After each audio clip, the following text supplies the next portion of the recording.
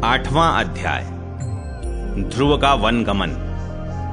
श्री मैत्रेय जी कहते हैं, शत्रुसूदन विदुर जी, सनकादि, नारद, ऋभु, हंस, अरुणि और यति ब्रह्मा जी के इन नैष्ठिक ब्रह्मचारी पुत्रों ने गृहस्थाश्रम में प्रवेश नहीं किया, अतः उनके कोई संतान नहीं हुई।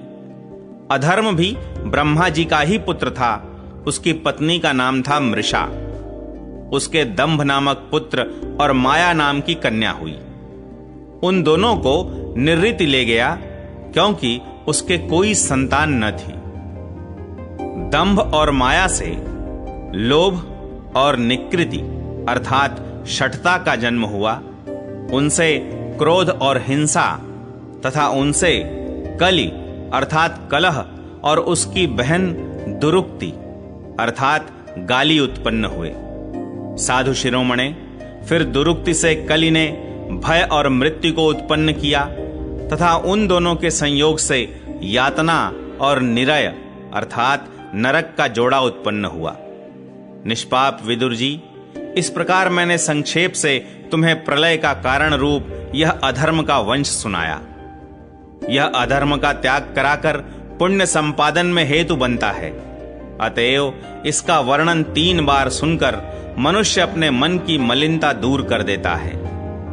कुरुनंदन, अब मैं श्री हरि के अंश ब्रह्मा जी के अंश से उत्पन्न हुए पवित्र कीर्ति महाराज स्वयंभुव मनु के पुत्रों के वंश का वर्णन करता हूं। महारानी शतरूपा और उनके पति स्वयंभुव मनु से प्रियव्रत और उत्तानपाद ये 2 पुत्र हुए। भगवान वासुदेव की कला से उत्पन्न होने के कारण ये दोनों संसार की रक्षा में तत्पर रहते थे। उत्तानपाद के सुनीति और सुरुचि नाम की 2 पत्नियां थीं। उनमें सुरुचि राजा को अधिक प्रिय थी। सुनीति, जिसका पुत्र ध्रुव था, उन्हें वैसी प्रिय नहीं थी।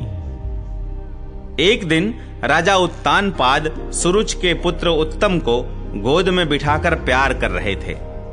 उसी समय ध्रुव ने भी गोद में बैठना चाहा, परंतु राजा ने उसका स्वागत नहीं किया।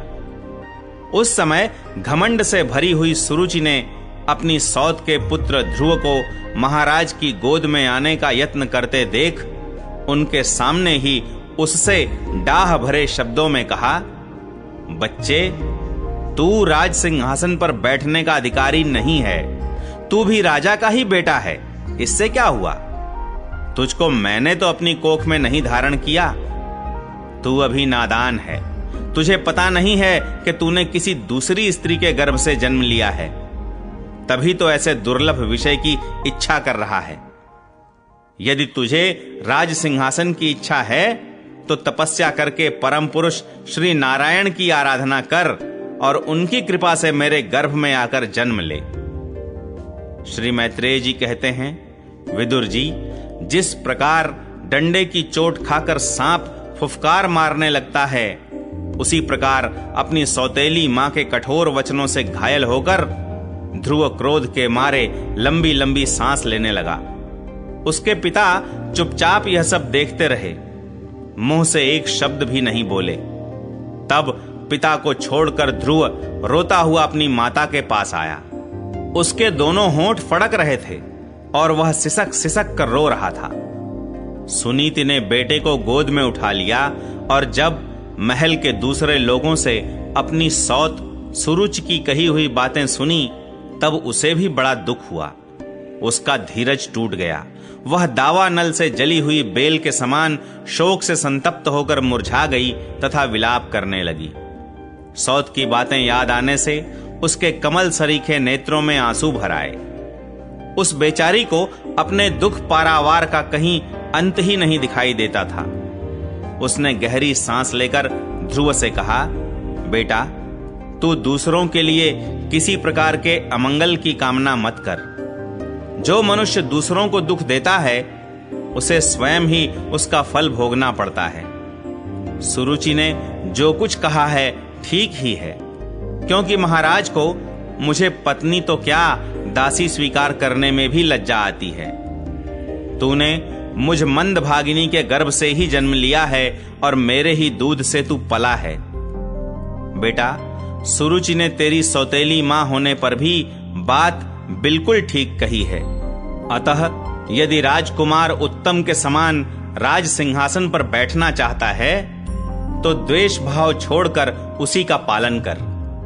बस श्री अधोक्षज भगवान के चरण कमलों की आराधना में लग जा। संसार का पालन करने के लिए सत्व गुण को अंगीकार करने वाले उन श्री हरि के चरणों की आराधना करने से ही तेरे परदादा श्री ब्रह्मा जी को वह सर्वश्रेष्ठ पद प्राप्त हुआ है जो मन और प्राणों को जीतने वाले मुनियों के द्वारा भी वंदनीय है। इसी प्रकार तेरे दादा स्वयंभू मनु ने भी बड़ी बड़ी दक्षिणाओं वाले यज्ञों के द्वारा अनन्य भाव से उन्हीं भगवान की आराधना की थी। तभी उन्हें दूसरों के लिए अति दुर्लभ लौकिक, अलौकिक तथा मोक्ष सुख की प्राप्ति हुई। बेटा, तू भी उन भक्त वत्सल श्री भगवान का ही आश्रय ले। जन्म मृत्यु के चक्र से छूटने की इच्छा करने वाले मुमुक्षु लोग निरंतर उन्हीं के चरण कमलों के मार्ग की खोज किया करते हैं।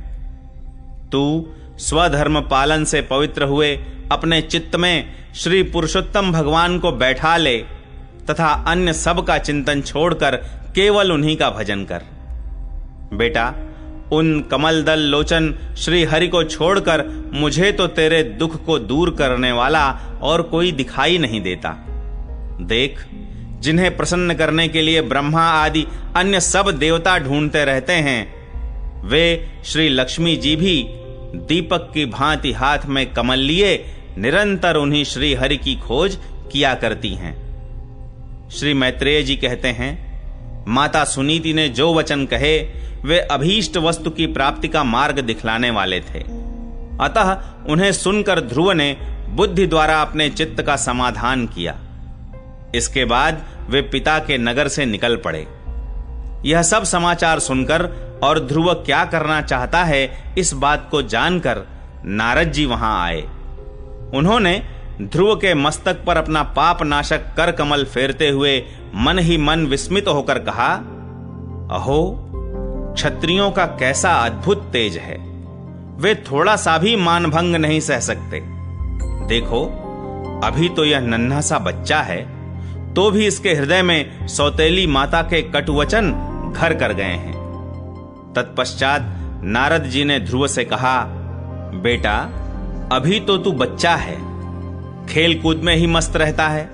हम नहीं समझते कि इस उम्र में किसी बात से तेरा सम्मान या अपमान हो सकता है।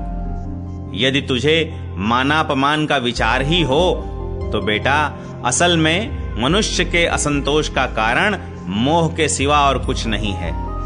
संसार में मनुष्य अपने कर्मानुसार ही मान अपमान या सुख दुख आदि को प्राप्त होता है। तात, भगवान की गति बड़ी विचित्र है, इसलिए उस पर विचार करके बुद्धिमान पुरुष को चाहिए कि दैववश उसे जैसी भी परिस्थिति का सामना करना पड़े उसी में संतुष्ट रहे।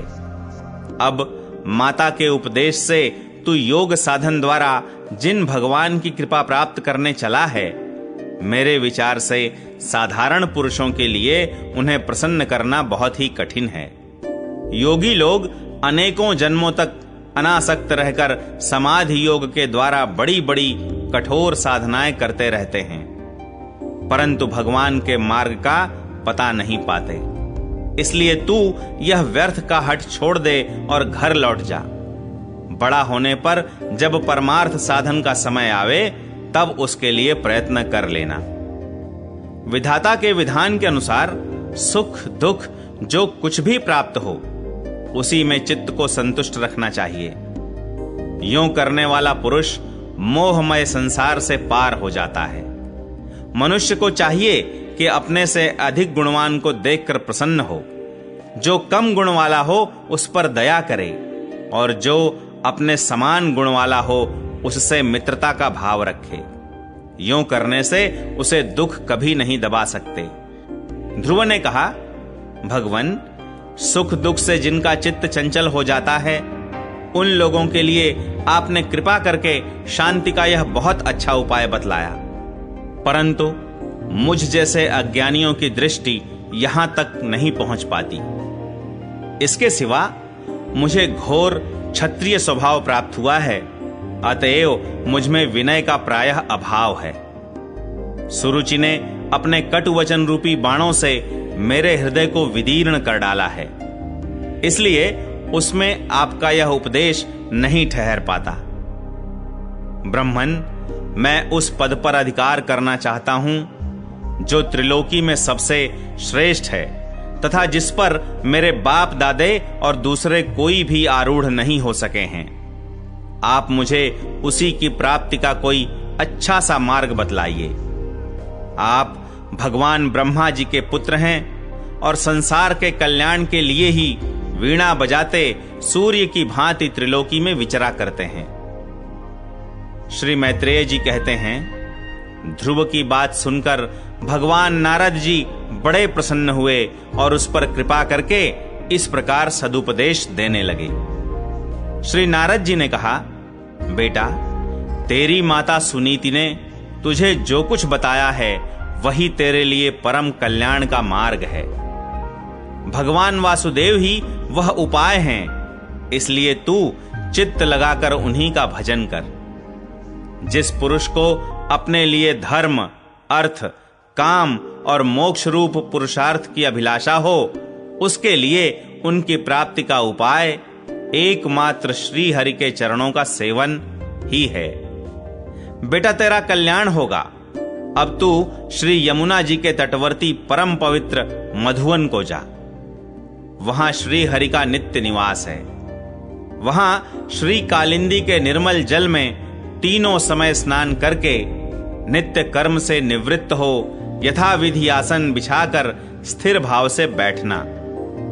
फिर रेचक, पूरक और कुंभक 3 प्रकार के प्राणायाम से धीरे धीरे प्राण, मन और इंद्रिय के दोषों को दूर कर धैर्य युक्त मन से परम गुरु श्री भगवान का इस प्रकार ध्यान करना। भगवान के नेत्र और मुख निरंतर प्रसन्न रहते हैं। उन्हें देखने से ऐसा मालूम होता है कि वे प्रसन्नता पूर्वक भक्त को वर देने के लिए उद्यत हैं। उनकी नासिका, भौहें और कपोल बड़े ही सुहावने हैं। वे सभी देवताओं में परम सुंदर हैं। उनकी तरुण अवस्था है। सभी अंग बड़े सुडौल हैं। लाल लाल होंठ और रत्नारे नेत्र हैं। वे प्रणत जनों को आश्रय देने वाले, अपार सुखदायक, शरणागत वत्सल और दया के समुद्र हैं। उनके वक्षस्थल में श्री वत्स का चिन्ह है। उनका शरीर सजल जलधर के समान श्याम वर्ण है। वे परम पुरुष श्याम सुंदर गले में वनमाला धारण किए हुए हैं और उनकी 4 भुजाओं में शंख, चक्र, गदा एवं पद्म सुशोभित हैं। उनके अंग प्रत्यंग किरीट, कुंडल, केयूर और कंकणादि आभूषणों से विभूषित हैं। गला कौस्तुभ मणि की भी शोभा बढ़ा रहा है तथा शरीर में रेशमी पीतांबर है। उनके कटि प्रदेश में कांचन की करधनी और चरणों में सुवर्णमय नूपुर अर्थात पैंजनी सुशोभित है। भगवान का स्वरूप बड़ा ही दर्शनीय, शांत तथा मन और नयनों को आनंदित करने वाला है। जो लोग प्रभु का मानस पूजन करते हैं, उनके अंतःकरण में वे हृदय कमल की कर्णिका पर अपने नख मणिमंडित मनोहर पादार विंदों को स्थापित करके विराजते हैं। इस प्रकार धारणा करते करते जब चित्त स्थिर और एकाग्र हो जाए, तब उन वरदायक प्रभु का मन ही मन इस प्रकार ध्यान करे कि वे मेरी ओर अनुराग भरी दृष्टि से निहारते हुए मंद मंद मुस्कुरा रहे हैं। भगवान की मंगलमयी मूर्ति का इस प्रकार निरंतर ध्यान करने से मन शीघ्र ही परमानंद में डूबकर तल्लीन हो जाता है और फिर वहां से लौटता नहीं। राजकुमार, इस ध्यान के साथ जिस परम गुह्य मंत्र का जप करना चाहिए वह भी बतलाता हूं। सुन, इसका 7 रात जप करने से मनुष्य आकाश में विचरने वाले सिद्धों का दर्शन कर सकता है। वह मंत्र है, ओम नमो भगवते वासुदेवाय। किस देश और किस काल में कौन वस्तु उपयोगी है, इसका विचार करके बुद्धिमान पुरुष को इस मंत्र के द्वारा तरह तरह की सामग्रियों से भगवान की द्रव्यमयी पूजा करनी चाहिए। प्रभु का पूजन विशुद्ध जल, पुष्पमाला, जंगली मूल और फलादि, पूजा में विहित दूर्वादि अंकुर, वन में ही प्राप्त होने वाले वल्कल वस्त्र और उनकी प्रेयसी तुलसी से करना चाहिए। यदि शिला आदि की मूर्ति मिल सके तो उसमें, नहीं तो पृथ्वी या जल आदि में ही भगवान की पूजा करे। सर्वदा संयत चित्त, मननशील, शांत और मौन रहे तथा जंगली फल मूल आदि का परिमित आहार करे। इसके सिवा पुण्य कीर्ति श्रीहरि अपनी अनिर्वचनीय माया के द्वारा अपनी ही इच्छा से अवतार लेकर जो जो मनोहर चरित्र करने वाले हैं, उनका मन ही मन चिंतन करता रहे। प्रभु की पूजा के लिए जिन जिन उपचारों का विधान किया गया है, उन्हें मंत्र मूर्ति श्री हरि को द्वादशाक्षर मंत्र के द्वारा ही अर्पण करे। इस प्रकार जब हृदय स्थित हरि का मन, वाणी और शरीर से भक्ति पूर्वक पूजन किया जाता है, तब वे निश्चल भाव से भली भांति भजन करने वाले अपने भक्तों के भाव को बढ़ा देते हैं और उन्हें उनकी इच्छा के अनुसार धर्म, अर्थ, काम अथवा मोक्ष रूप कल्याण प्रदान करते हैं। यदि उपासक को इंद्रिय संबंधी भोगों से वैराग्य हो गया हो, तो वह मोक्ष प्राप्ति के लिए अत्यंत भक्ति पूर्वक अविच्छिन्न भाव से भगवान का भजन करे। श्री नारद जी से इस प्रकार उपदेश पाकर राजकुमार ध्रुव ने परिक्रमा करके उन्हें प्रणाम किया। तदनंतर उन्होंने भगवान के चरण चिन्हों से अंकित परम पवित्र मधुवन की यात्रा की। ध्रुव के तपोवन की ओर चले जाने पर नारद जी महाराज उत्तानपाद के महल में पहुंचे। राजा ने उनकी यथा योग्य उपचारों से पूजा की। तब उन्होंने आराम से आसन पर बैठकर राजा से पूछा। श्री नारद जी ने कहा, राजन, तुम्हारा मुख सूखा हुआ है। तुम बड़ी देर से किस सोच विचार में पड़े हो? तुम्हारे धर्म, अर्थ और काम में से किसी में कोई कमी तो नहीं आ गई? राजा ने कहा, ब्रह्मन, मैं बड़ा ही श्रैण और निर्दय हूं। हाय, मैंने अपने 5 वर्ष के नन्हे से बच्चे को उसकी माता के साथ घर से निकाल दिया। मुनिवर, वह बड़ा ही बुद्धिमान था। उसका कमल सा मुख भूख से कुम्हला गया होगा। वह थक कर कहीं रास्ते में पड़ गया होगा। ब्रह्मन, उस असहाय बच्चे को वन में कहीं भेड़िए न खा जाएं। अहो, मैं कैसा स्त्री का गुलाम हूं। मेरी कुटिलता तो देखिए। वह बालक प्रेमवश मेरी गोद में चढ़ना चाहता था, किंतु मुझ दुष्ट ने उसका तनिक भी आदर नहीं किया। श्री नारद जी ने कहा, राजन, तुम अपने बालक की चिंता मत करो। उसके रक्षक भगवान हैं। तुम्हें उसके प्रभाव का पता नहीं है। उसका यश सारे जगत में फैल रहा है। वह बालक बड़ा समर्थ है।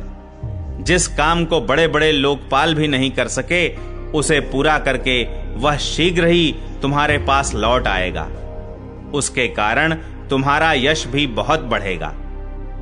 श्री मैत्रेय जी कहते हैं, देवर्षि नारद जी की बात सुनकर महाराज उत्तानपाद राजपाट की ओर से उदासीन होकर निरंतर पुत्र की ही चिंता में रहने लगे।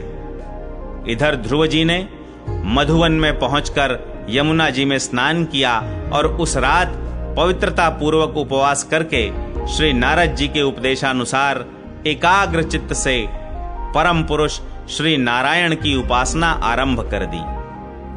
उन्होंने 3 रात्रि के अंतर से शरीर निर्वाह के लिए केवल कैथ और बेर के फल खाकर श्री हरि की उपासना करते हुए 1 मास व्यतीत किया। दूसरे महीने में उन्होंने 6 दिन के पीछे सूखे घास और पत्ते खाकर भगवान का भजन किया।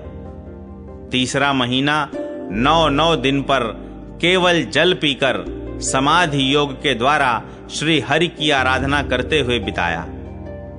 चौथे महीने में उन्होंने श्वास को जीतकर 12 दिन के बाद केवल वायु पीकर ध्यान योग द्वारा भगवान की आराधना की। 5वां मास लगने पर राजकुमार ध्रुव श्वास को जीतकर परब्रह्म का चिंतन करते हुए एक पैर से खंभे के समान निश्चल भाव से खड़े हो गए। उस समय उन्होंने शब्दादि विषय और इंद्रियों के नियामक अपने मन को सब ओर से खींच लिया तथा हृदय स्थित हरि के स्वरूप का चिंतन करते हुए चित्त को किसी दूसरी ओर न जाने दिया। जिस समय उन्होंने महदादि संपूर्ण तत्वों के आधार तथा प्रकृति और पुरुष के भी अधीश्वर पर ब्रह्म की धारणा की, उस समय उनके तेज को न सह सकने के कारण तीनों लोक कांप उठे। जब राजकुमार ध्रुव एक पैर से खड़े हुए, तब उनके अंगूठे से दबकर आधी पृथ्वी इस प्रकार झुक गई जैसे किसी गजराज के चढ़ जाने पर नाव पद पद पर दाईं बाईं ओर डगमगाने लगती है। ध्रुव जी अपने इंद्रिय द्वार तथा प्राणों को रोककर अनन्य बुद्धि से विश्वात्मा श्री हरि का ध्यान करने लगे। इस प्रकार उनकी समष्टि प्राण से अभिन्नता हो जाने के कारण सभी जीवों का श्वास प्रश्वास रुक गया। इससे समस्त लोक और लोकपालों को बड़ी पीड़ा हुई और वे सब घबराकर श्री हरि की शरण में गए। देवताओं ने कहा, भगवन, समस्त स्थावर जंगम जीवों के शरीरों का प्राण एक साथ ही रुक गया है। ऐसा तो हमने पहले कभी अनुभव नहीं किया। आप शरणागतों की रक्षा करने वाले हैं। अपनी शरण में आए हुए हम लोगों को इस दुख से छुड़ाइए। श्री भगवान ने कहा, देवताओं, तुम डरो मत। उत्तानपाद के पुत्र ध्रुव ने अपने चित्त को मुझ विश्वात्मा में लीन कर दिया है। इस समय मेरे साथ उसकी अभेद धारणा सिद्ध हो गई है। इसी से उसके प्राण निरोध से तुम सबका प्राण भी रुक गया है। अब तुम अपने अपने लोकों को जाओ, मैं उस बालक को इस दुष्कर तप से निवृत्त कर दूंगा। 9वां अध्याय, ध्रुव का वर पाकर घर लौटना। श्री मैत्रेय जी कहते हैं, विदुर जी, भगवान के इस प्रकार आश्वासन देने से देवताओं का भय जाता रहा और वे उन्हें प्रणाम करके स्वर्ग लोक को चले गए।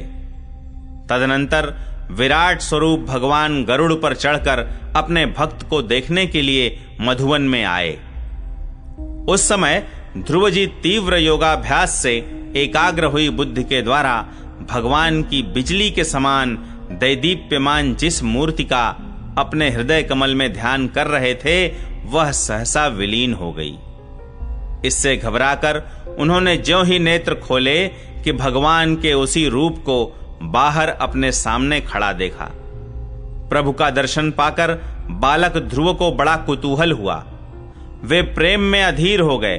उन्होंने पृथ्वी पर दंड के समान लौटकर उन्हें प्रणाम किया।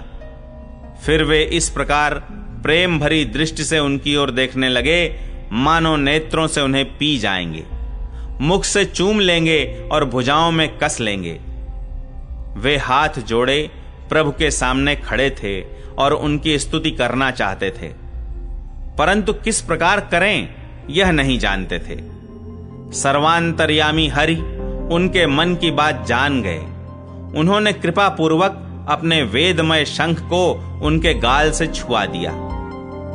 ध्रुव जी भविष्य में अविचल पद प्राप्त करने वाले थे। इस समय शंख का स्पर्श होते ही उन्हें वेदमयी दिव्य वाणी प्राप्त हो गई और जीव तथा ब्रह्म के स्वरूप का भी निश्चय हो गया। वे अत्यंत भक्तिभाव से धैर्य पूर्वक विश्व विख्यात कीर्तिमान श्री हरि की स्तुति करने लगे। ध्रुव जी ने कहा, प्रभो, आप सर्वशक्ति संपन्न हैं। आप ही मेरे अंतःकरण में प्रवेश कर अपने तेज से मेरी इस सोई हुई वाणी को सजीव करते हैं तथा हाथ, पैर, कान और त्वचा आदि अन्यान्य इंद्रियों एवं प्राणों को भी चेतनता देते हैं। मैं आप अंतर्यामी भगवान को प्रणाम करता हूं। भगवान, आप एक ही हैं, परंतु अपनी अनंत गुणमयी माया शक्ति से इस महदादि संपूर्ण प्रपंच को रचकर अंतर्यामी रूप से उसमें प्रवेश कर जाते हैं और फिर इसके इंद्रियादि असत गुणों में उनके अधिष्ठात्र देवताओं के रूप में स्थित होकर अनेक रूप भासते हैं। ठीक वैसे ही जैसे तरह तरह की लकड़ियों में प्रकट हुई आग अपनी उपाधियों के अनुसार भिन्न भिन्न रूपों में भासती है।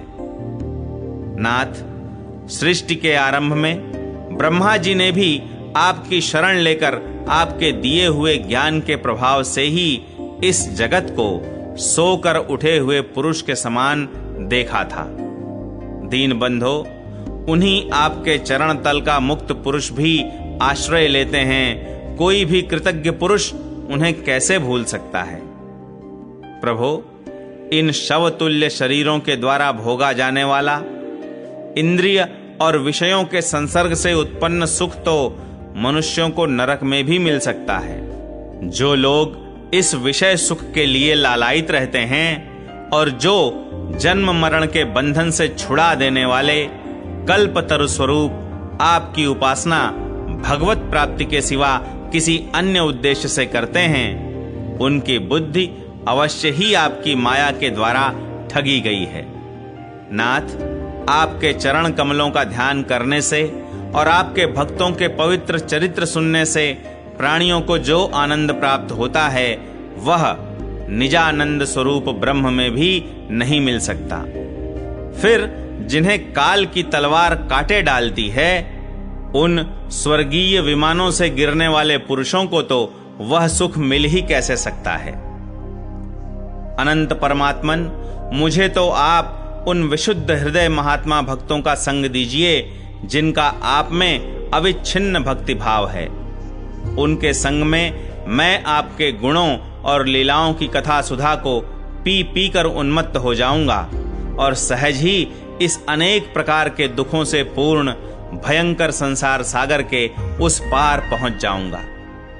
कमलनाभ प्रभो, जिनका चित्त आपके चरण कमल की सुगंध में लुभाया हुआ है, उन महानुभावों का जो लोग संग करते हैं वे अपने इस अत्यंत प्रिय शरीर और इसके संबंधी पुत्र, मित्र, गृह और स्त्री आदि की सुधि भी नहीं रखते।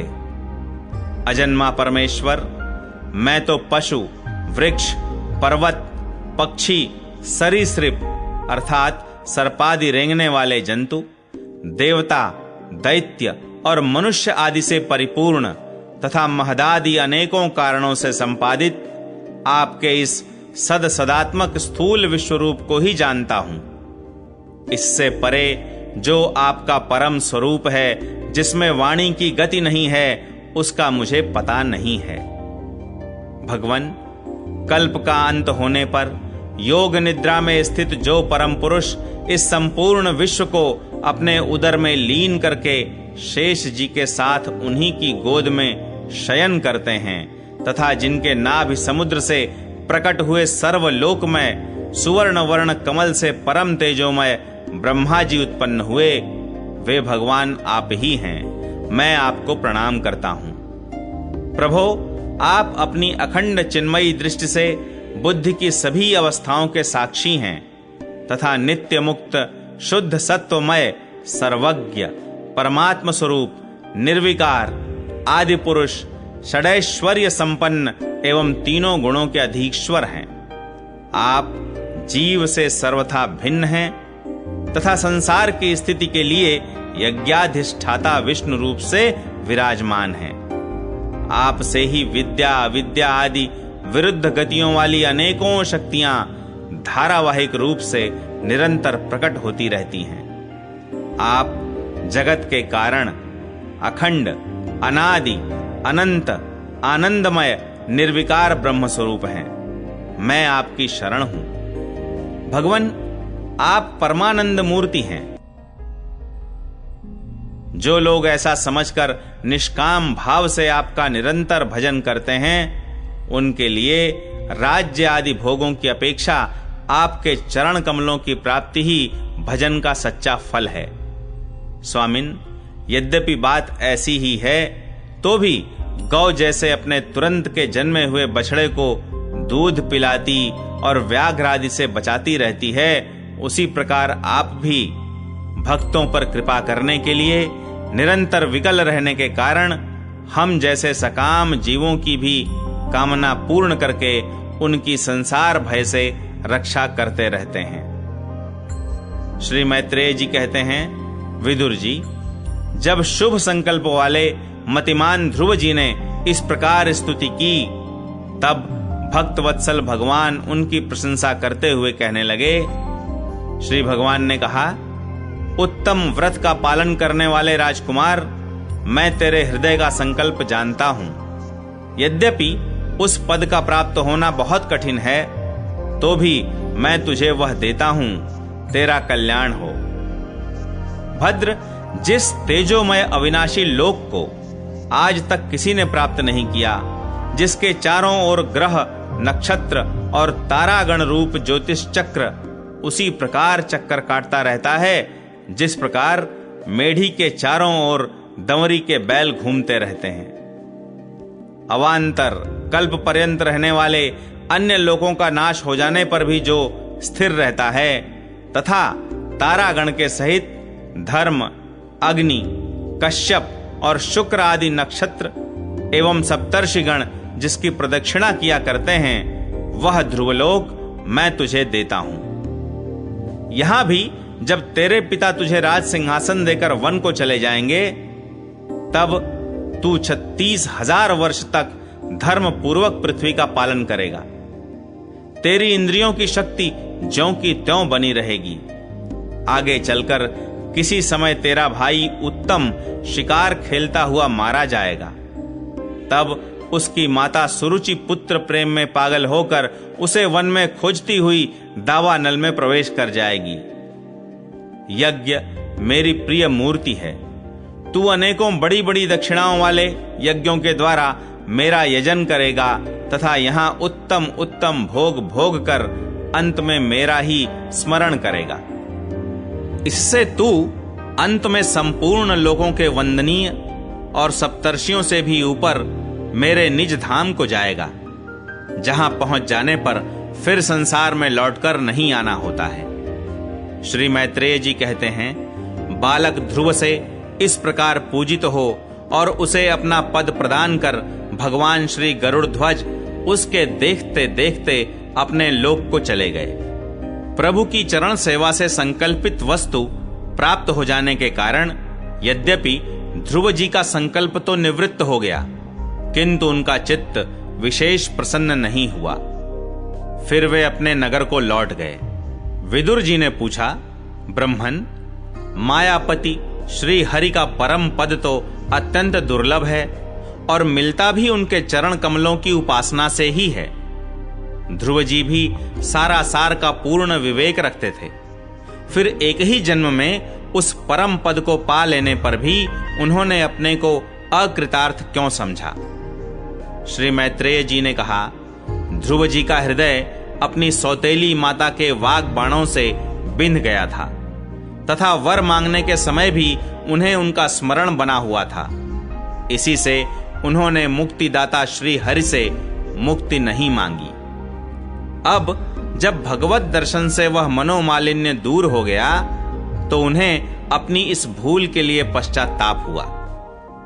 ध्रुव जी मन ही मन कहने लगे, अहो, सनकादि ऊर्ध्वरेता अर्थात नैष्ठिक ब्रह्मचारी सिद्ध भी जिन्हें समाधि द्वारा अनेकों जन्मों में प्राप्त कर पाते हैं, उन भगवत चरणों की छाया को मैंने 6 महीने में ही पा लिया, किंतु चित्त में दूसरी वासना रहने के कारण मैं फिर उनसे दूर हो गया। अहो, मुझ मंद भाग्य की मूर्खता तो देखो। मैंने संसार पाश को काटने वाले प्रभु के पाद पद्मों में पहुंचकर भी उनसे नाशवान वस्तु की ही याचना की। देवताओं को स्वर्ग भोग के पश्चात फिर नीचे गिरना होता है, इसलिए वे मेरी भगवत प्राप्ति रूप उच्च स्थिति को सहन नहीं कर सके, अतः उन्होंने ही मेरी बुद्धि को नष्ट कर दिया। तभी तो मुझ दुष्ट ने नारद जी की यथार्थ बात भी स्वीकार नहीं की। यद्यपि संसार में आत्मा के सिवा दूसरा कोई भी नहीं है। तथापि सोया हुआ मनुष्य जैसे स्वप्न में अपने ही कल्पना किए हुए व्याघ्र आदि से डरता है, उसी प्रकार मैंने भी भगवान की माया से मोहित होकर भाई को ही शत्रु मान लिया और व्यर्थ ही द्वेष रूप हार्दिक रोग से जलने लगा। जिन्हें प्रसन्न करना अत्यंत कठिन है, उन्हीं विश्वात्मा श्री हरि को तपस्या द्वारा प्रसन्न करके मैंने जो कुछ मांगा है वह सब व्यर्थ है। ठीक उसी तरह जैसे गतायु पुरुष के लिए चिकित्सा व्यर्थ होती है। ओह, मैं बड़ा भाग्यहीन हूं। संसार बंधन का नाश करने वाले प्रभु से मैंने संसार ही मांगा। मैं बड़ा ही पुण्यहीन हूं। जिस प्रकार कोई कंगला किसी चक्रवर्ती सम्राट को प्रसन्न करके उससे तुष सहित चावलों की कनी मांगे, उसी प्रकार मैंने भी आत्मानंद प्रदान करने वाले श्री हरि से मूर्खतावश व्यर्थ का अभिमान बढ़ाने वाले उच्च पदादि ही मांगे हैं। श्री मैत्रेय जी कहते हैं, तात, तुम्हारी तरह जो लोग श्री मुकुंद पादारविंद मकरंद के ही मधुकर हैं, जो निरंतर प्रभु की चरण रज का ही सेवन करते हैं और जिनका मन अपने आप आई हुई सभी परिस्थितियों में संतुष्ट रहता है, वे भगवान से उनकी सेवा के सिवा अपने लिए और कोई भी पदार्थ नहीं मांगते। इधर जब राजा उत्तानपाद ने सुना कि उनका पुत्र ध्रुव घर लौट रहा है, तो उन्हें इस बात पर वैसे ही विश्वास नहीं हुआ जैसे कोई किसी के यमलोक से लौटने की बात पर विश्वास न करे। उन्होंने यह सोचा कि मुझ अभागे का ऐसा भाग्य कहां, परंतु फिर उन्हें देवर्षि नारद की बात याद आ गई। इससे उनका इस बात में विश्वास हुआ और वे आनंद के वेग से अधीर हो उठे। उन्होंने अत्यंत प्रसन्न होकर यह समाचार लाने वाले को एक बहुमूल्य हार दिया। राजा उत्तानपाद ने पुत्र का मुख देखने के लिए उत्सुक होकर बहुत से ब्राह्मण, कुल के बड़े बूढ़े, मंत्री और बंधुजनों को साथ लिया तथा एक बढ़िया घोड़ों वाले सुवर्ण जटित रथ पर सवार होकर वे झटपट नगर के बाहर आए। उनके आगे आगे वेद ध्वनि होती जाती थी तथा शंख, दुंदुभी एवं वंशी आदि अनेकों मांगलिक बाजे बजते जाते थे। उनकी दोनों रानियां सुनीति और सुरुचि भी सुवर्णमय आभूषणों से विभूषित हो राजकुमार उत्तम के साथ पालकियों पर चढ़कर चल रही थीं। ध्रुव जी उपवन के पास आ पहुंचे। उन्हें देखते ही महाराज उत्तानपाद तुरंत रथ से उतर पड़े। पुत्र को देखने के लिए वे बहुत दिनों से उत्कंठित हो रहे थे। उन्होंने झटपट आगे बढ़कर प्रेमातुर हो लंबी लंबी सांसें लेते हुए ध्रुव को भुजाओं में भर लिया। अब ये पहले के ध्रुव नहीं थे। प्रभु के परम पुनीत पाद पद्मों का स्पर्श होने से इनके समस्त पाप बंधन कट गए थे। राजा उत्तानपाद की एक बहुत बड़ी कामना पूर्ण हो गई। उन्होंने बार बार पुत्र का सिर सूंघा और आनंद तथा प्रेम के कारण निकलने वाले ठंडे ठंडे आंसुओं से उन्हें नहला दिया। तदनंतर सज्जनों में अग्रगण्य ध्रुव जी ने पिता के चरणों में प्रणाम किया और उनसे आशीर्वाद पाकर कुशल प्रश्नादि से सम्मानित हो दोनों माताओं को प्रणाम किया। छोटी माता सुरुचि ने अपने चरणों पर झुके हुए बालक ध्रुव को उठाकर हृदय से लगा लिया और अश्रु गदगद वाणी से चिरंजीवी रहो ऐसा आशीर्वाद दिया। जिस प्रकार जल स्वयं ही नीचे की ओर बहने लगता है, उसी प्रकार मैत्री आदि गुणों के कारण जिस पर श्री भगवान प्रसन्न हो जाते हैं, उसके आगे सभी जीव झुक जाते हैं। इधर उत्तम और ध्रुव दोनों ही प्रेम से विह्वल होकर मिले। एक दूसरे के अंगों का स्पर्श पाकर उन दोनों के ही शरीर में रोमांच हो आया तथा नेत्रों से बार बार आंसुओं की धारा बहने लगी।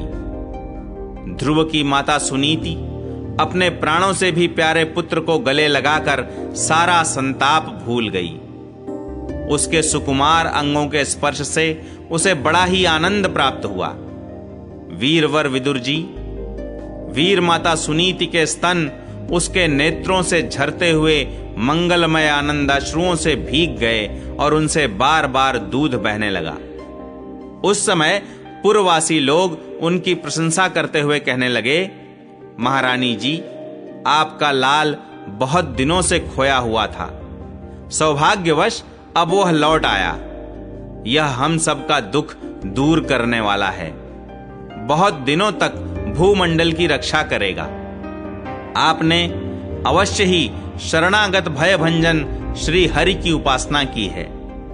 उनका निरंतर ध्यान करने वाले धीर पुरुष परम दुर्जय मृत्यु को भी जीत लेते हैं। विदुर जी, इस प्रकार जब सभी लोग ध्रुव के प्रति अपना लाड़ प्यार प्रकट कर रहे थे, उसी समय उन्हें भाई उत्तम के सहित हथिनी पर चढ़ाकर महाराज उत्तानपाद ने बड़े हर्ष के साथ राजधानी में प्रवेश किया।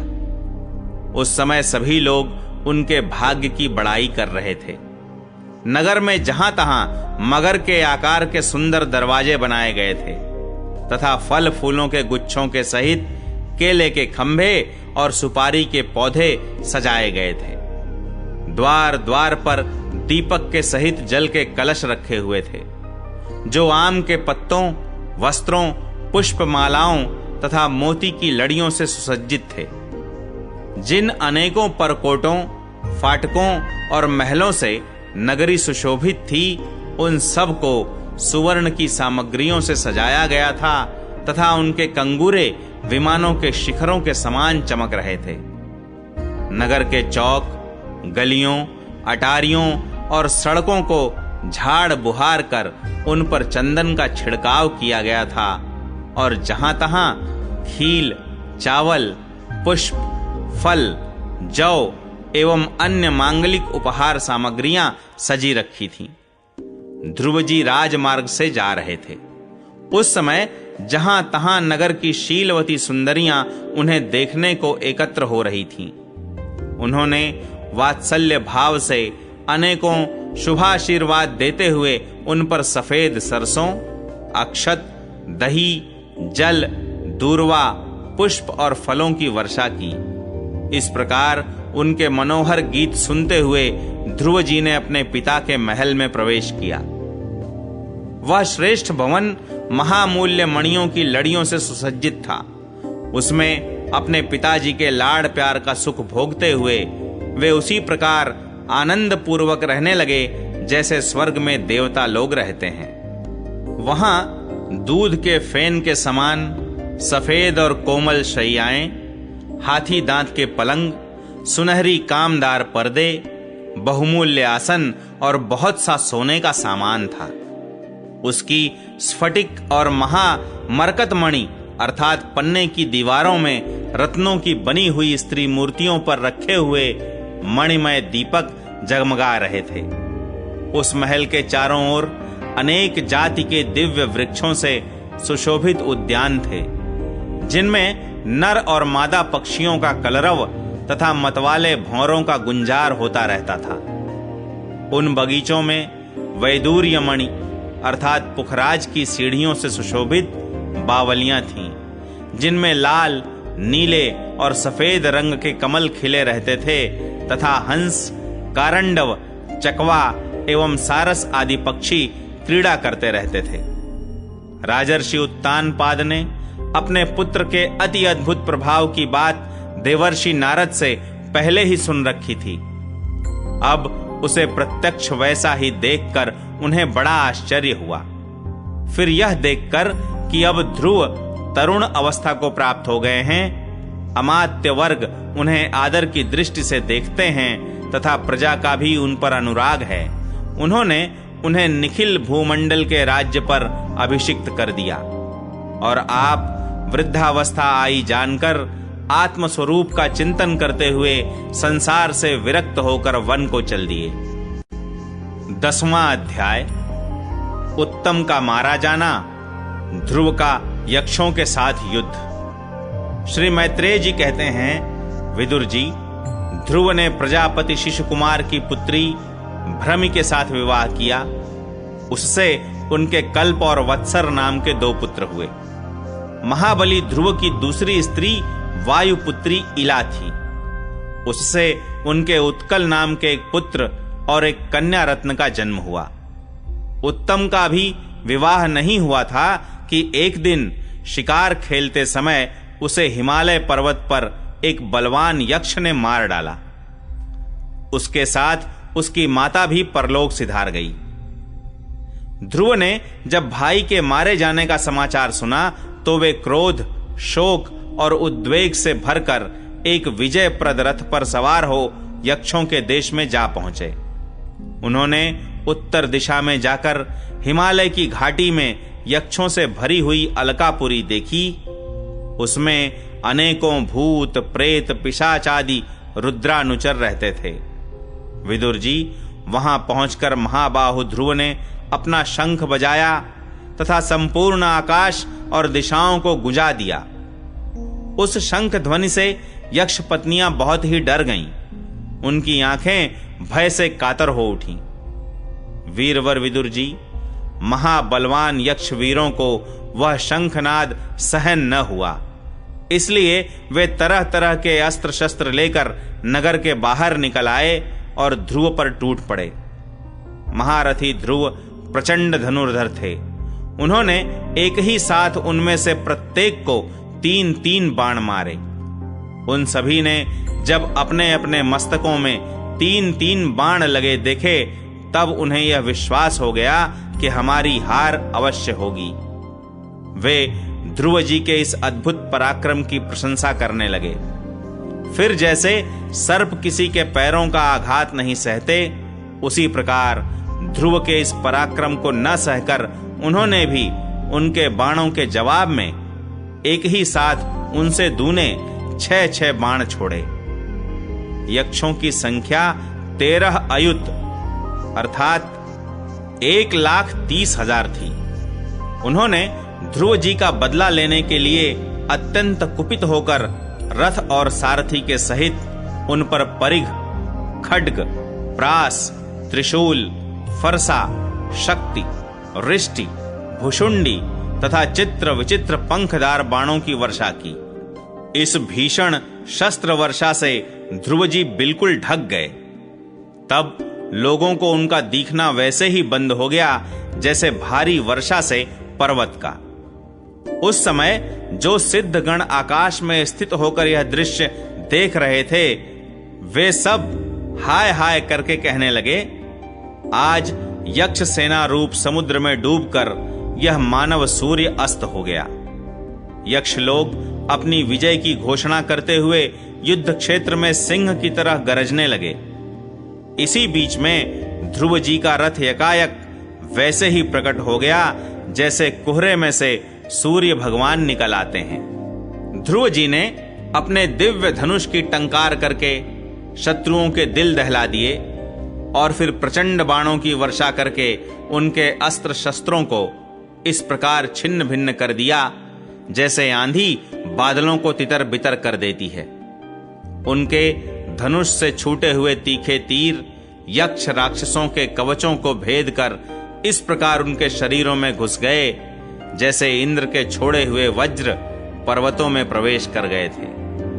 विदुर जी, महाराज ध्रुव के बाणों से कटे हुए यक्षों के सुंदर कुंडल मंडित मस्तकों से, सुनहरी ताल वृक्ष के समान जांघों से, वलय विभूषित बाहुओं से, हार, भुजबंध, मुकुट और बहुमूल्य पगड़ियों से पटी हुई वह वीरों के मन को लुभाने वाली समरभूमि बड़ी शोभा पा रही थी। जो यक्ष किसी प्रकार जीवित बचे, वे क्षत्रिय प्रवर ध्रुव जी के बाणों से प्रायः अंग अंग छिन्न भिन्न हो जाने के कारण युद्ध क्रीड़ा में सिंह से परास्त हुए गजराज के समान मैदान छोड़कर भाग गए। नरश्रेष्ठ ध्रुव जी ने देखा कि उस विस्तृत रणभूमि में अब एक भी शत्रु अस्त्र शस्त्र लिए उनके सामने नहीं है, तो उनकी इच्छा अलकापुरी देखने की हुई, किंतु वे पुरी के भीतर नहीं गए। ये मायावी क्या करना चाहते हैं, इस बात का मनुष्य को पता नहीं लग सकता, सारथी से इस प्रकार कहकर वे उस विचित्र रथ में बैठे रहे तथा शत्रु के नवीन आक्रमण की आशंका से सावधान हो गए। इतने में ही उन्हें समुद्र की गर्जना के समान आंधी का भीषण शब्द सुनाई दिया तथा दिशाओं में उठती हुई धूल भी दिखाई दी। एक क्षण में ही सारा आकाश मेघमाला से घिर गया। सब ओर भयंकर गड़गड़ाहट के साथ बिजली चमकने लगी। निष्पाप विदुर जी उन बादलों से खून, कफ, पीप, विष्ठा, मूत्र एवं चर्बी की वर्षा होने लगी और ध्रुव जी के आगे आकाश से बहुत से धड़ गिरने लगे। फिर आकाश में एक पर्वत दिखाई दिया और सभी दिशाओं में पत्थरों की वर्षा के साथ गदा, परिघ, तलवार और मूसल गिरने लगे। उन्होंने देखा कि बहुत से सर्प वज्र की तरह फुफकार मारते रोषपूर्ण नेत्रों से आग की चिंगारियां उगलते आ रहे हैं। झुंड के झुंड मतवाले हाथी, सिंह और बाघ भी दौड़े चले आ रहे हैं। प्रलय काल के समान भयंकर समुद्र अपनी उत्ताल तरंगों से पृथ्वी को सब ओर से डुबाता हुआ बड़ी भीषण गर्जना के साथ उनकी ओर बढ़ रहा है। क्रूर स्वभाव असुरों ने अपनी आसुरी माया से ऐसे ही बहुत से कौतुक दिखलाए जिनसे कायरों के मन कांप सकते थे। ध्रुव जी पर असुरों ने अपनी दुस्तर माया फैलाई है, यह सुनकर वहां कुछ मुनियों ने आकर उनके लिए मंगल कामना की। मुनियों ने कहा, उत्तान पाद नंदन ध्रुव, शरणागत भय भंजन शारंग पाणी भगवान नारायण तुम्हारे शत्रुओं का संहार करें। भगवान का तो नाम ही ऐसा है जिसके सुनने और कीर्तन करने मात्र से मनुष्य दुस्तर मृत्यु के मुख से अनायास ही बच जाता है। 11वां अध्याय। स्वयंभुव मनु का ध्रुव जी को युद्ध बंद करने के लिए समझाना। श्री मैत्रेय जी कहते हैं, विदुर जी, ऋषियों का ऐसा कथन सुनकर महाराज ध्रुव ने आचमन कर श्री नारायण के बनाए हुए नारायणास्त्र को अपने धनुष पर चढ़ाया।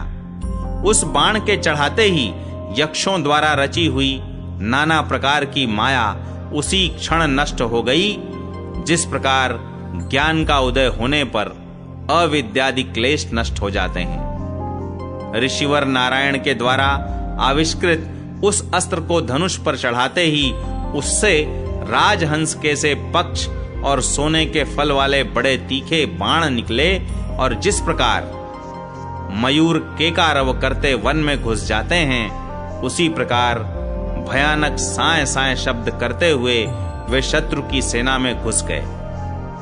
उन तीखी धार वाले बाणों ने शत्रुओं को बेचैन कर दिया।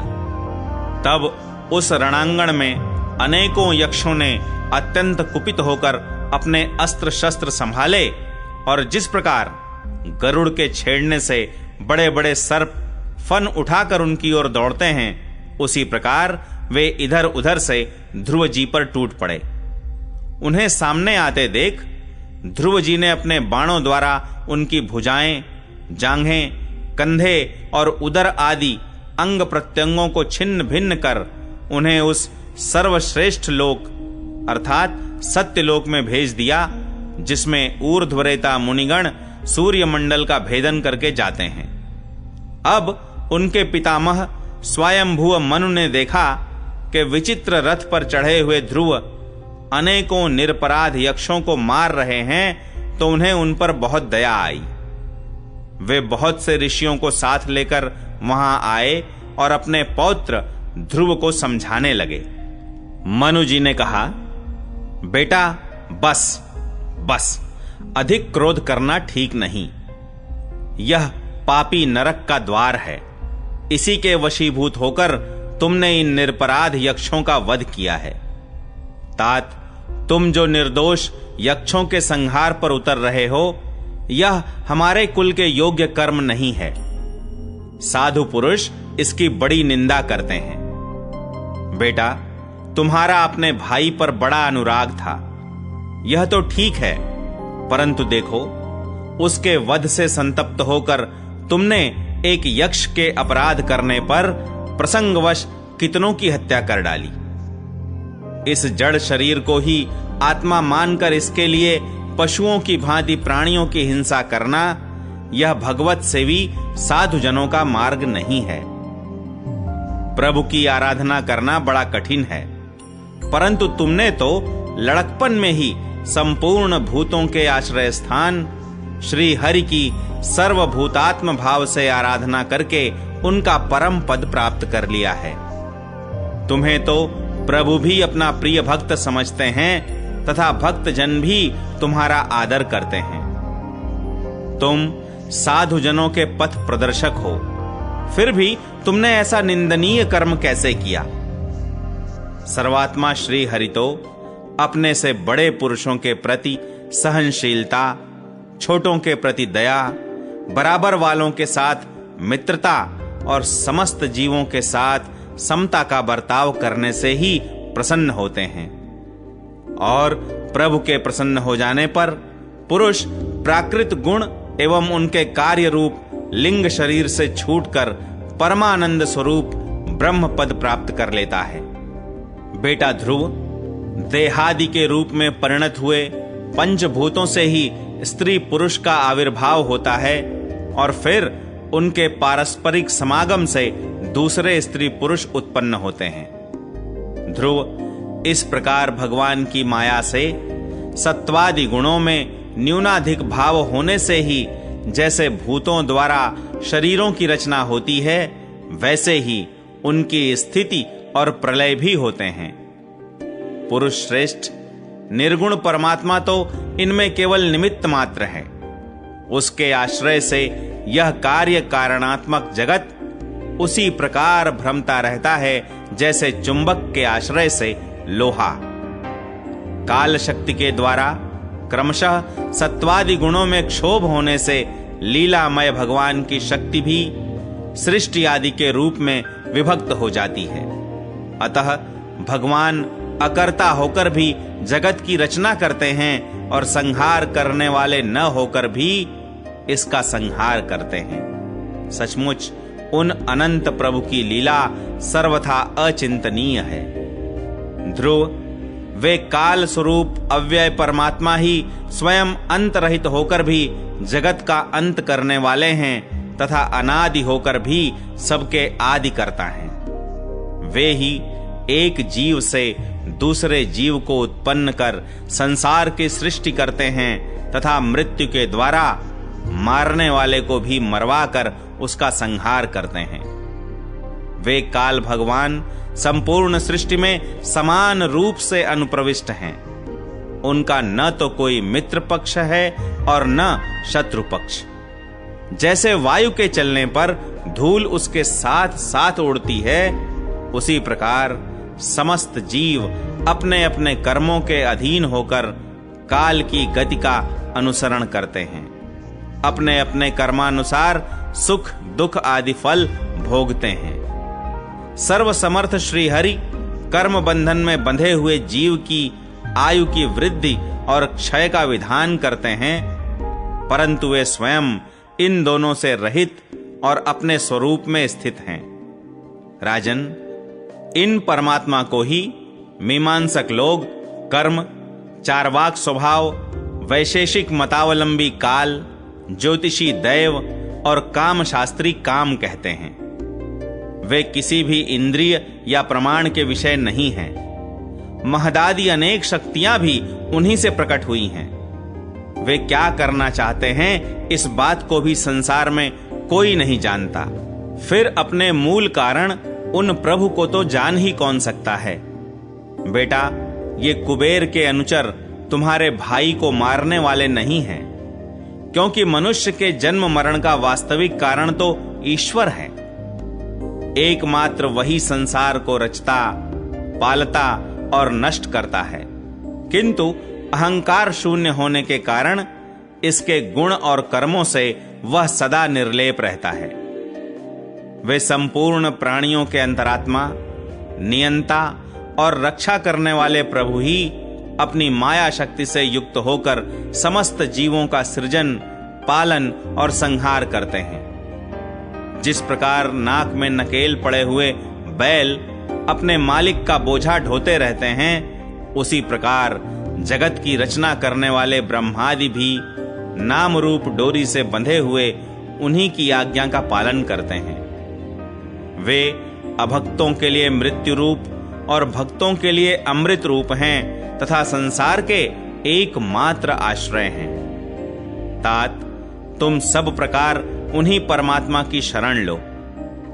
तुम 5 वर्ष की ही अवस्था में अपनी सौतेली माता के वाग बाणों से मर्माहत होकर मां की गोद छोड़कर वन को चले गए थे। वहां तपस्या द्वारा जिन ऋषिकेश भगवान की आराधना करके तुमने त्रिलोकी से ऊपर ध्रुव पद प्राप्त किया है, और जो तुम्हारे वैर भावहीन सरल हृदय में वात्सल्यवश विशेष रूप से विराजमान हुए थे, उन निर्गुण, अद्वितीय, अविनाशी और नित्य मुक्त परमात्मा को अध्यात्म दृष्टि से अपने अंतःकरण में ढूंढो। उनमें यह भेदभावमय प्रपंच न होने पर भी प्रतीत हो रहा है। ऐसा करने से सर्वशक्ति संपन्न परमानंद स्वरूप सर्वांतर्यामी भगवान अनंत में तुम्हारी सुदृढ़ भक्ति होगी और उसके प्रभाव से तुम मेरेपन के रूप में दृढ़ हुई अविद्या की गांठ को काट डालोगे। राजन, जिस प्रकार औषधि से रोग शांत किया जाता है, उसी प्रकार मैंने तुम्हें जो कुछ उपदेश दिया है उस पर विचार करके अपने क्रोध को शांत करो। क्रोध कल्याण मार्ग का बड़ा ही विरोधी है। भगवान तुम्हारा मंगल करें। क्रोध के वशीभूत हुए पुरुष से सभी लोगों को बड़ा भय होता है।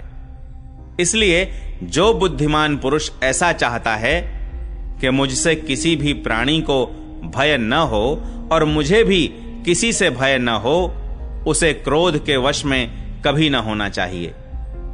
तुमने जो यह समझकर कि ये मेरे भाई के मारने वाले हैं, इतने यक्षों का संहार किया है, इससे तुम्हारे द्वारा भगवान शंकर के सखा कुबेर जी का बड़ा अपराध हुआ है।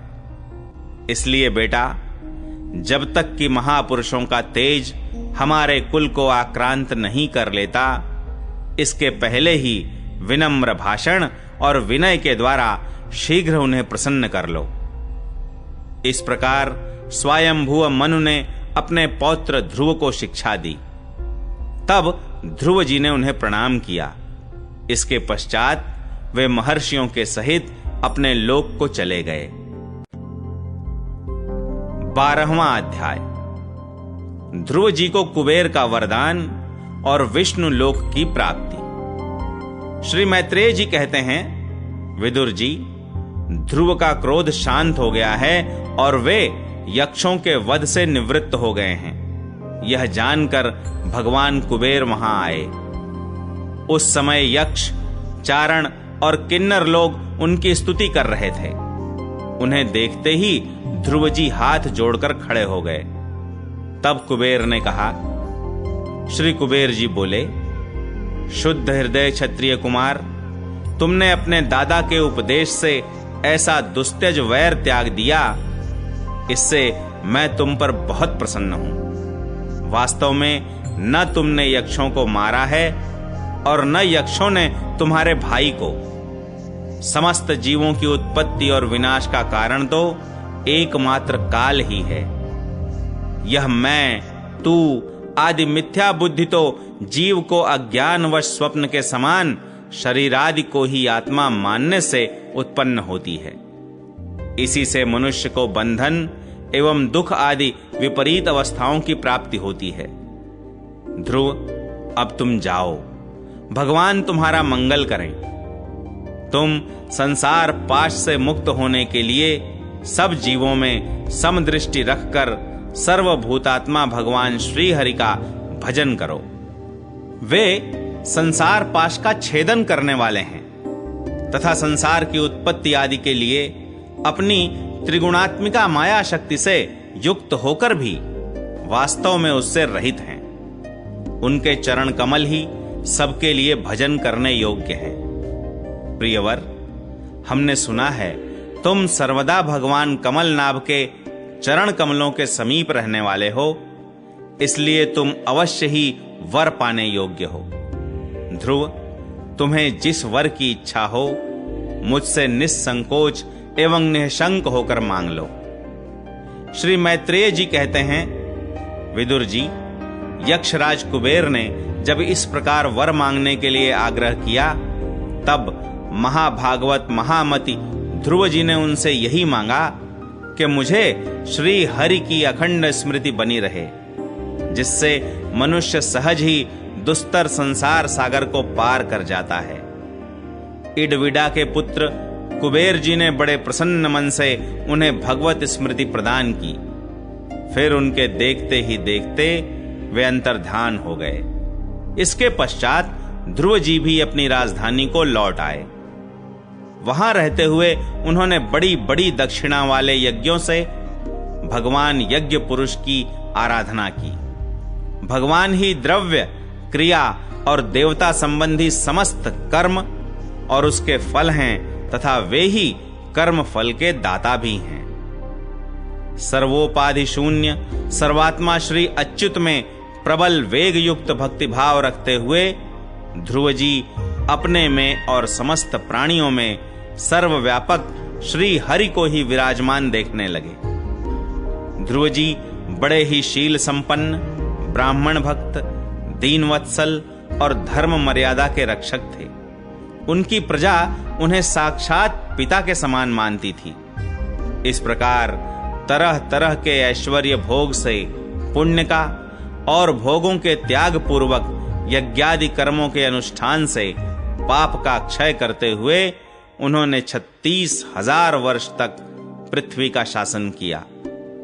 जितेंद्रिय महात्मा ध्रुव ने इसी तरह अर्थ, धर्म और काम के संपादन में बहुत से वर्ष बिताकर अपने पुत्र उत्कल को राज सिंहासन सौंप दिया।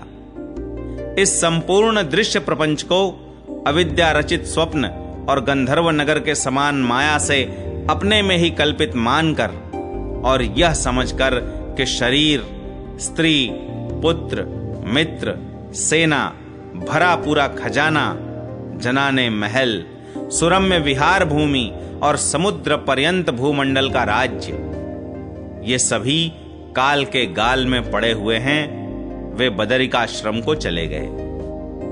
वहां उन्होंने पवित्र जल में स्नान कर इंद्रियों को विशुद्ध किया। फिर स्थिर आसन से बैठकर प्राणायाम द्वारा वायु को वश में किया। तदनंतर मन के द्वारा इंद्रियों को बाह्य विषयों से हटाकर मन को भगवान के स्थूल विराट स्वरूप में स्थिर कर दिया। उसी विराट रूप का चिंतन करते करते वे अंत में ध्याता और ध्येय के भेद से शून्य निर्विकल्प समाधि में लीन हो गए और उस अवस्था में विराट रूप का भी परित्याग कर दिया। इस प्रकार भगवान श्री हरि के प्रति निरंतर भक्ति भाव का प्रवाह चलते रहने से उनके नेत्रों में बार बार आनंदाश्रुओं की बाढ़ सी आ जाती थी। इससे उनका हृदय द्रवीभूत हो गया और शरीर में रोमांच हो आया। फिर देहाभिमान गलित हो जाने से उन्हें मैं ध्रुव हूं इसकी स्मृति भी न रही। इसी समय ध्रुव जी ने आकाश से एक बड़ा ही सुंदर विमान उतरते देखा। वह अपने प्रकाश से 10 दिशाओं को आलोकित कर रहा था, मानो पूर्णिमा का चंद्र ही उदय हुआ हो। उसमें 2 श्रेष्ठ पार्षद गदाओं का सहारा लिए खड़े थे।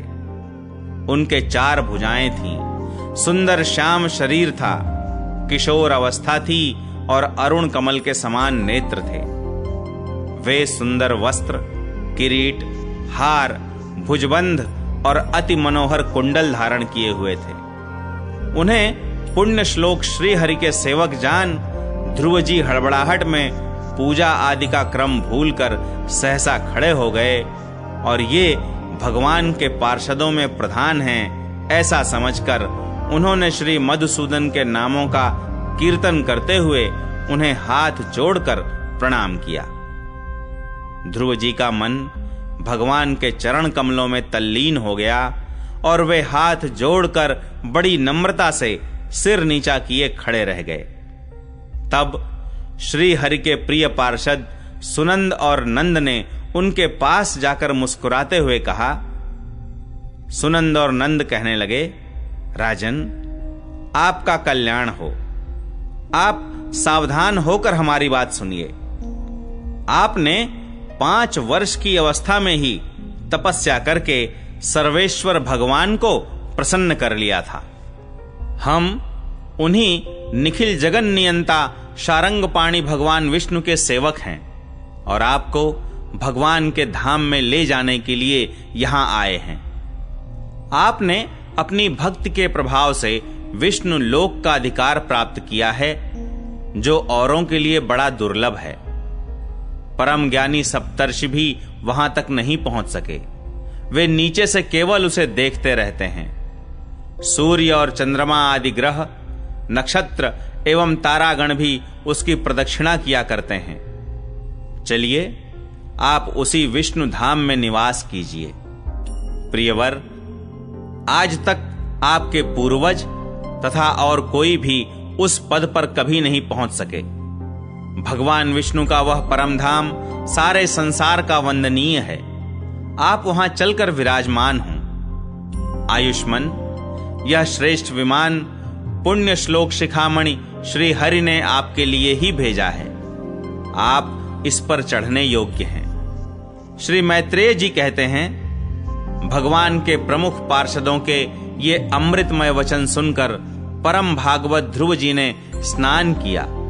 फिर संध्या वंदनादि नित्य कर्म से निवृत्त हो मांगलिक अलंकार आदि धारण किए। बदरिकाश्रम में रहने वाले मुनियों को प्रणाम करके उनका आशीर्वाद लिया।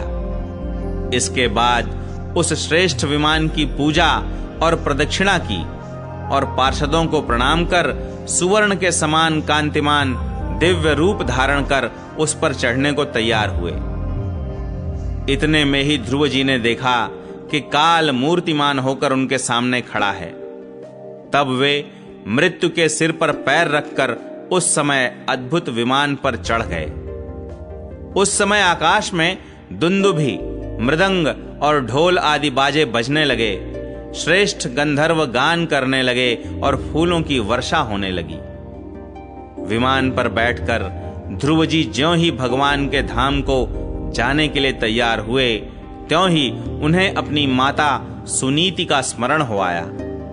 वे सोचने लगे, क्या मैं बेचारी माता को छोड़कर अकेला ही दुर्लभ वैकुंठ धाम को जाऊंगा? नंद और सुनंद ने ध्रुव के हृदय की बात जानकर उन्हें दिखलाया कि देवी सुनीति आगे आगे दूसरे विमान पर जा रही हैं। उन्होंने क्रमशः सूर्य आदि सभी ग्रह देखे। मार्ग में जहां तहां विमानों पर बैठे हुए देवता उनकी प्रशंसा करते हुए फूलों की वर्षा करते जाते थे। उस दिव्य विमान पर बैठकर ध्रुव जी त्रिलोकी को पार कर सप्तर्षि मंडल से भी ऊपर भगवान विष्णु के नित्य धाम में पहुंचे। इस प्रकार उन्होंने अविचल गति प्राप्त की। यह दिव्य धाम अपने ही प्रकाश से प्रकाशित है। इसी के प्रकाश से तीनों लोक प्रकाशित हैं। इसमें जीवों पर निर्दयता करने वाले पुरुष नहीं जा सकते। यहां तो उन्हीं की पहुंच होती है जो दिन रात प्राणियों के कल्याण के लिए शुभ कर्म ही करते रहते हैं। जो शांत, समदर्शी, शुद्ध और सब प्राणियों को प्रसन्न रखने वाले हैं तथा भगवत भक्तों को ही अपना एकमात्र सच्चा सुहृद मानते हैं, ऐसे लोग सुगमता से ही इस भगवत धाम को प्राप्त कर लेते हैं। इस प्रकार उत्तानपाद के पुत्र भगवत परायण श्री ध्रुव जी तीनों लोकों के ऊपर उसकी निर्मल चूड़ामणि के समान विराजमान हुए। कुरुनंदन, जिस प्रकार दाएं चलाने के समय खंभे के चारों ओर बैल घूमते हैं, उसी प्रकार यह गंभीर वेग वाला ज्योतिष चक्र उस अविनाशी लोक के आश्रय ही निरंतर घूमता रहता है। उसकी महिमा देखकर देवर्षि नारद ने प्रचेताओं की यज्ञशाला में वीणा बजाकर ये 3 श्लोक गाए थे।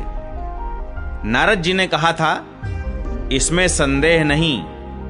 पतिपरायणा सुनीति के पुत्र ध्रुव ने तपस्या द्वारा अद्भुत शक्ति संचित करके जो गति पाई है, उसे भागवत धर्मों की आलोचना करके वेदवादी मुनिगण भी नहीं पा सकते। फिर राजाओं की तो बात ही क्या है। अहो, वे 5 वर्ष की अवस्था में ही सौतेली माता के वाग बाणों से मर्माहत होकर दुखी हृदय से वन में चले गए और मेरे उपदेश के अनुसार आचरण करके ही उन अजेय प्रभु को जीत लिया, जो केवल अपने भक्तों के गुणों से ही वश में होते हैं। ध्रुव जी ने तो 5-6 वर्ष की अवस्था में कुछ दिनों की तपस्या से ही भगवान को प्रसन्न करके उनका परम पद प्राप्त कर लिया, किंतु उनके अधिकृत किए हुए इस पद को भूमंडल में कोई दूसरा क्षत्रिय क्या वर्षों तक तपस्या करके भी पा सकता है? श्री मैत्रेय जी कहते हैं, विदुर जी, तुमने मुझसे उदार कीर्ति ध्रुव जी के चरित्र के विषय में पूछा था, सो मैंने तुम्हें वह पूरा का पूरा सुना दिया। साधुजन इस चरित्र की बड़ी प्रशंसा करते हैं। यह धन, यश और आयु की वृद्धि करने वाला, परम पवित्र और अत्यंत मंगलमय है। इससे स्वर्ग और अविनाशी पद भी प्राप्त हो सकता है। यह देवत्व की प्राप्ति कराने वाला, बड़ा ही प्रशंसनीय और समस्त पापों का नाश करने वाला है। भगवत भक्त ध्रुव के इस पवित्र चरित्र को जो श्रद्धा पूर्वक बार बार सुनते हैं, उन्हें भगवान की भक्ति प्राप्त होती है, जिससे उनके सभी दुखों का नाश हो जाता है। इसे श्रवण करने वाले को शील आदि गुणों की प्राप्ति होती है। जो महत्व चाहते हैं, उन्हें महत्व की प्राप्ति कराने वाला स्थान मिलता है। जो तेज चाहते हैं, उन्हें तेज प्राप्त होता है और मनस्वियों का मान बढ़ता है। पवित्र कीर्ति ध्रुव जी के इस महान चरित्र का प्रातः और सायंकाल ब्राह्मणादि द्विजातियों के समाज में एकाग्र चित्त से कीर्तन करना चाहिए। भगवान के परम पवित्र चरणों की शरण में रहने वाला जो पुरुष इसे निष्काम भाव से पूर्णिमा, अमावस्या, द्वादशी, श्रवण, नक्षत्र, तिथि क्षय, व्यतिपात, संक्रांति अथवा रविवार के दिन श्रद्धालु पुरुषों को सुनाता है, वह स्वयं अपने आत्मा में ही संतुष्ट रहने लगता है और सिद्ध हो जाता है। यह साक्षात भगवद विषयक अमृतमय ज्ञान है। जो लोग भगवन मार्ग के मर्म से अनभिज्ञ हैं, उन्हें जो कोई इसे प्रदान करता है, उस दीन वत्सल कृपालु पुरुष पर देवता अनुग्रह करते हैं। ध्रुव जी के कर्म सर्वत्र प्रसिद्ध और परम पवित्र हैं। वे अपनी बाल्यावस्था में ही माता के घर और खिलौनों का मोह छोड़कर श्री विष्णु भगवान की शरण में चले गए थे। कुरुनंदन, उनका यह पवित्र चरित्र मैंने तुम्हें सुना दिया।